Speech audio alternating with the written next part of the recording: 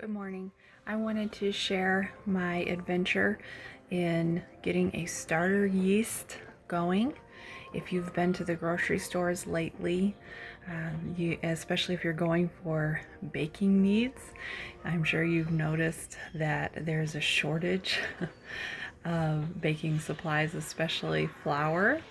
Sometimes you can find flour, but a lot of times, well, now it's more the bleached flour, which I don't like to use. So everyone obviously knows what kind of flour to use. That's a good thing. And then yeast is another thing that you just can't find. We were able to find it at one store. They had a sign where the yeast was, and it said to go up to the counter and ask for it, and you could only buy 2 packets. So it's almost like trying to buy contraband. So I did some research and tried to, in an effort to figure out how to start my own yeast and have it available all the time as long as I have flour and water. One thing I want to note is I have read that people use filtered water, whether that be from a Brita filter or just bottled water, I suppose. I don't have either of those. I do have a refrigerator that has a water dispenser. I'm not sure that that's considered filtered water, but that's what we use to drink. And so I went ahead and just used that. I wanted to see if I could, if it would do that.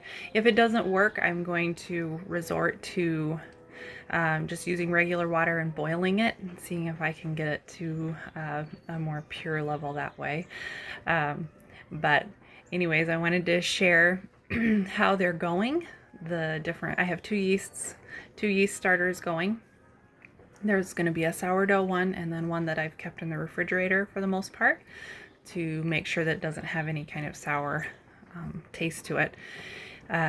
So I have the 2 going. They have been going since my calendar, because I forget.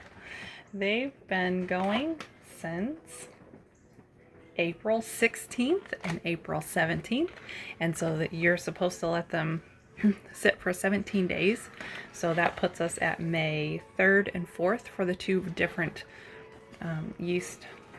starter yeasts, and we'll be able to give them a try. They're doing pretty well.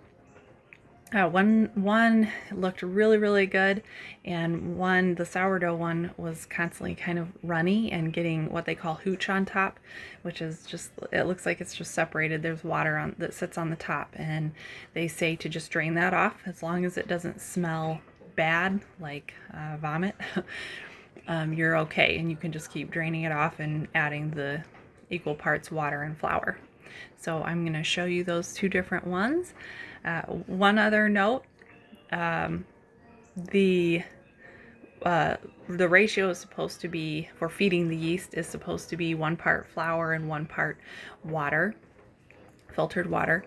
And I was doing that consistently every other day and was just noticing a lot of hooch, and so I decided to back off on the water and just added little bits of flour. If I felt like it was getting too thick, which it never really did, then you can add more, but I never had to because mine has stayed pretty watery. But it's starting to thicken up and it's starting to have a better consistency. So I'm going to go ahead and show you that now.